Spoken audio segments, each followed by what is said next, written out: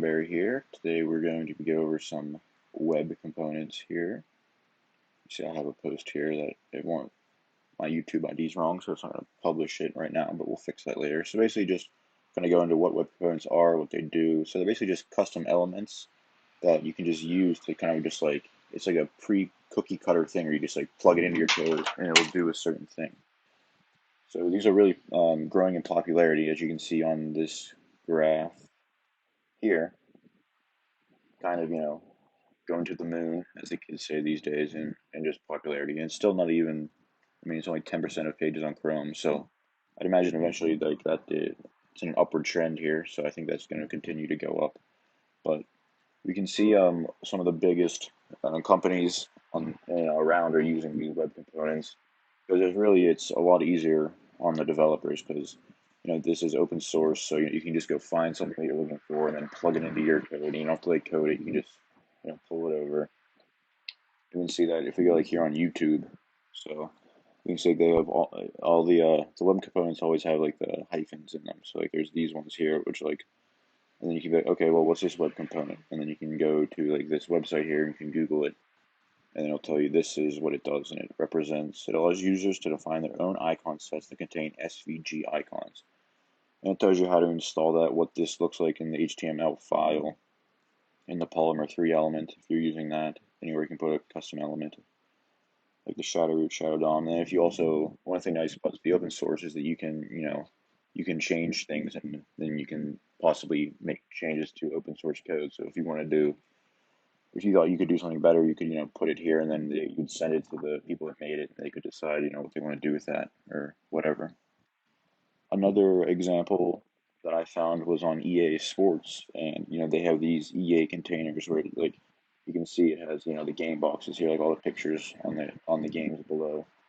These boxes down here, all their games they have on their. This is just the sports page, but there's all the sports games. But you can see these here, and then those ones are not on this Polymer website though, so you can't find those just because like those are more, I guess, just generic for only really using EAs. The only really ones using those, so I don't think like too many of the people are using those ones.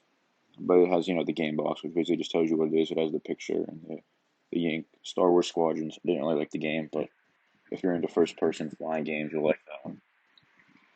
And then another interesting example, just show like kind of um, the range of use from web components is here with this My Central Jersey. It's a newspaper. Well, I mean, a dying newspaper because they all are, but it's a newspaper from Central Jersey. And they have, that is not the right link, but they had on, all right, real quickly here, we go to help, it was on their help page. They had,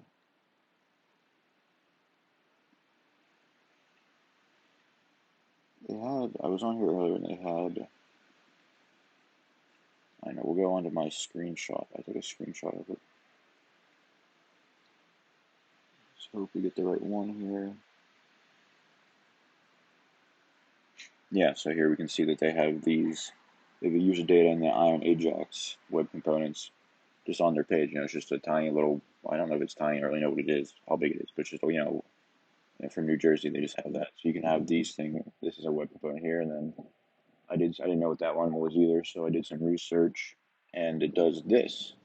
It declaratively exposes network request functionality to Polymer's data binding systems.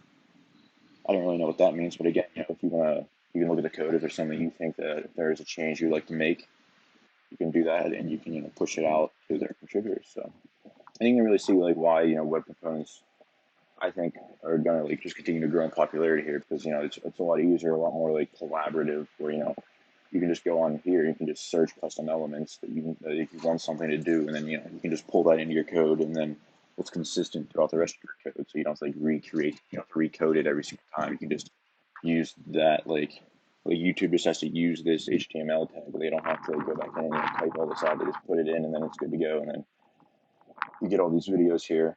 Badlands chugs. This guy just chugs a lot of liquid at once, and he's made a lot of money all doing it. So check that out. But yeah, other than that, that's pretty much all I have on web components. And I think you can just look around on websites. I've found it's easiest just like look for the hyphens here to kind of they'll tell you like this is a web component, that's a web component, this is just like a basic HTML tag, not a web component. Same thing there. So that just kind of like helps separates them. And then I have this blog post here that'll be going up shortly that I'll link to in the description here. So make sure to check that out. And thank you for watching.